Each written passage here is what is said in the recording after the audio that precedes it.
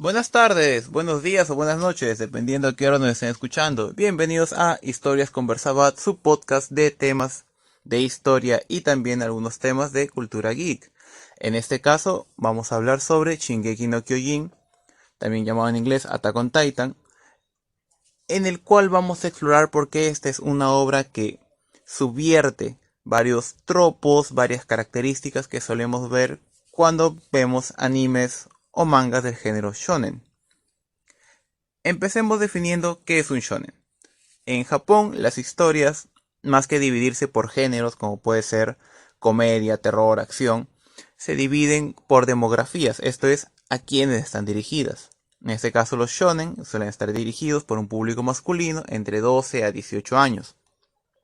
Otros ejemplos pueden ser el shoujo, que es para el mismo rango de edad de 12 a 18 años, pero por un público femenino, etc. Algunas características de los shonen, pues suelen estar protagonizados por personas jóvenes y suelen tratar de peleas y conflictos. Por ejemplo, entre los que he mencionado, eh, Naruto es un ninja que empieza su entrenamiento desde muy pequeño, tiene su primer examen de graduación a los 12 años, Ichigo que se convierte en Shinigami a los 15, etc. Debido a que los shonen están orientados a un público más joven, no suelen abordar temas muy profundos, entre comillas, como por ejemplo el impacto psicológico que tendría que un niño se vea envuelto en una situación de estrés, una situación de vida o muerte, en la que tiene que convertirse en un niño soldado. Y esto no tiene nada de malo, pues de eso consiste el género, ¿no? Es una fantasía, es un relato fantástico destinado a entretener.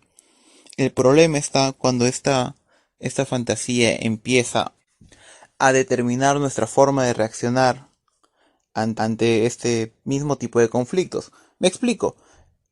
Los que conozcan Evangelion seguro han visto memes o burlas sobre Shinji llorando, ¿no? Shinji, ¿por qué no se usa el robot? Si yo fuera Shinji, me subiría al robot, pelearía contra los monstruos, salvaría a la humanidad. Y cuando lo vemos llorando se le acusa de cobarde, ¿no? De débil, cuando en realidad esa es la reacción que tendría cualquier niño de 14 años que se ve empujado a una situación límite. Y, pero varios comentarios, varias reacciones te demuestran de que al parecer nos hemos insensibilizado, que nos hemos acostumbrado bastante a la gloria de los combates y de las batallas y del honor, y que olvidamos que quienes están detrás, quienes empuñan las armas, sobre todo en este tipo de historias, suelen ser niños, jóvenes, con miedos, con inseguridades, como nosotros. Esto Shingeki lo pinta de cuerpo entero. Para empezar, les invito a ver, a recordar la escena del discurso de Erwin, cuando van a cargar contra el titán bestia. Y vemos que los soldados, que normalmente en cualquier otra serie serían determinados y gritando de emoción, aquí vomitan, lloran, gritan de miedo y hasta piensan en desobedecer. Pero Erwin los convence con su discurso, ¿no?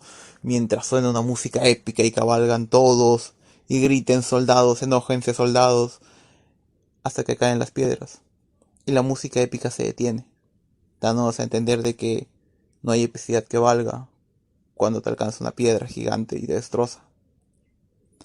Hablando del impacto de la música, desde el primer opening de Shingeki, el Guren no Yumiya, eh, sus, su soundtrack se ha caracterizado por ser bastante épico, por sonar como una marcha militar, himno nacional. Podemos ver el uso de tambores, el uso de bombos, la forma de los videoclips de los openings, ¿no? Con los protagonistas con la mano al pecho y empuñando sus armas. Y creo que la más característica es el Sasage, ¿no? El tercer opening. ¿Quién no se ha golpeado el pecho? ¿No? Sasage yo, Shinsobo Sasage yo. Como dicen los comentarios, te hace sentir patriotismo por un país que ni siquiera existe. Una vez leí un artículo de que una de las razones por las cuales la mayoría de los protagonistas de los shonen solía ser jóvenes, además claro de por un tema de marketing, no para que los niños se identifiquen y lo compren, es por la educación que recibieron los japoneses durante la Segunda Guerra Mundial. Verán, Japón ya llevaba años expandiéndose desde que el emperador tomó el poder con la revolución Meiji. Los que hayan visto de repente El último emperador o Samurai X estarán más familiarizados. Es cuando el emperador toma el control del país, ¿no? Derroca a los shogunes, que eran jefes militares, que eran los poderes en la sombra, reforma el ejército y se lanza una campaña de conquista por todo el sudeste asiático. Esto le lleva a aliarse con las tropas del eje, ¿no? La Alemania nazi y la Italia fascista, y empieza una campaña de conquistas a través de China, a través de las Filipinas, a través de todo el sudeste asiático.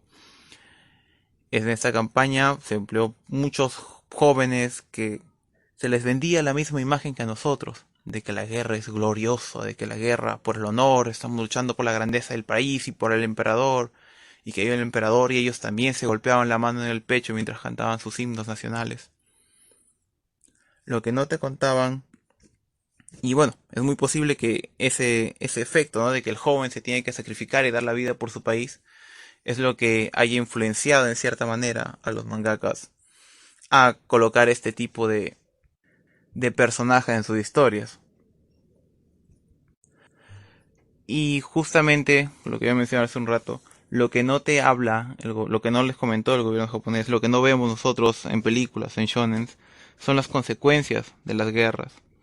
Que aquí volviendo con el tema de la música, aquí vemos la diferencia con el último opening, con My War, que ya no es un himno, es un canto solemne, casi fúnebre.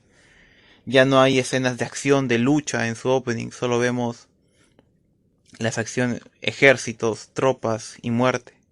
Es un mensaje devastador, es toda la crueldad de la guerra y el ciclo sin fin de la violencia. Esta, esta, esta subversión, ¿no? Estas ganas de contarte cómo de verdad es el conflicto y cómo afecta psicológicamente a quienes lo viven, la vemos desde la perspectiva sobre todo de Annie, de Reiner y de Bertolt, ¿no? Que son estos chicos con una misión y que en cualquier otro tipo de historia pues ellos serían los protagonistas, ¿no? Los que se infiltran en la base de los malvados con su misión y están determinados a cumplirla por el bien de la humanidad. Pero aquí en lugar de esto los vemos quebrados, estresados, sufriendo. Annie, que no puede expresarse, se ha convertido en una persona que no expresa sus sentimientos. Reiner, que está cargado de culpa y de dolor. Buenos días o buenas noches, dependiendo a qué hora nos estén escuchando. Esta subversión, de hecho, no tenemos que ir más allá. La vemos desde el primer capítulo del manga. Personalmente los invito a leer el manga, ya que aunque el trazo de Isayama aún le faltaba trabajar mucho en ese momento, lo cierto es que transmite mucho mejor la sensación de desesperación y angustia. Ya desde el prólogo empezamos con una patrulla de exploración que ve un titán a lo lejos envuelto en sombras y se alistan a luchar contra él y se ordenan. Y el comandante dice: ten una probada del poder de la humanidad. Luego vamos a una imagen de Eren despertando, nos introducen a Eren con Mikasa, reciben una reprimenda del policía de las murallas y suenan las campanadas. La legión de exploración ha vuelto. Los héroes regresan, dice Eren, y corre a verlos y encuentra personas quebradas. Están rotos físicamente, han perdido extremidades, parte de su cuerpo y también mentalmente. Observan que salieron más de 100 y solo han vuelto 20 y puedes ver el luto en sus rostros. Una mujer entre el público se acerca, pregunta por un soldado llamado Brown. El comandante le dice: eso es todo lo que pudimos recuperar de él, y le ofrece una mano cortada envuelta en una tela. La mujer lanza un grito de dolor y llora, pero aún entre lágrimas le pregunta: pero mi hijo fue útil, ¿no? Incluso si él no hizo nada, su muerte ha servido para salvar a la humanidad, ¿cierto? En otro tipo de historia, el comandante daría un discurso y terminarían con aplausos y con lágrimas de alegría, recordando el sacrificio heroico de este soldado. Pero aquí no. Tras unos segundos de un silencio incómodo, el comandante solo dice que su misión no ha servido de nada, que solo ha sacrificado a sus hombres para no obtener nada a cambio. La multitud empieza a cuchichear que para esto pagamos impuestos. Estos hombres deberían vivir tranquilos en las murallas, etc. Desde aquí podemos ver cómo Shingeki nos va a demostrar los efectos de la guerra reales, tanto en la mente de los protagonistas como en su ánimo, y cómo en realidad el verdadero mensaje es que no debemos mitificar el heroicismo, ¿no? La epicidad del sacrificio y todo esto. Está bien en obras de ficción, pero no podemos llevarlo a la vida real. Muchas veces cuando se conversa de historia, en ciertas partes del debate, hay personas que comentan las guerras como si fueran partidos de fútbol. Oye, mi país le ganó al tuyo tantas veces. No, pero el tuyo hizo trampa porque el mío hizo esto. Y luego, pero luego una revancha en todo, en más unos años después. Y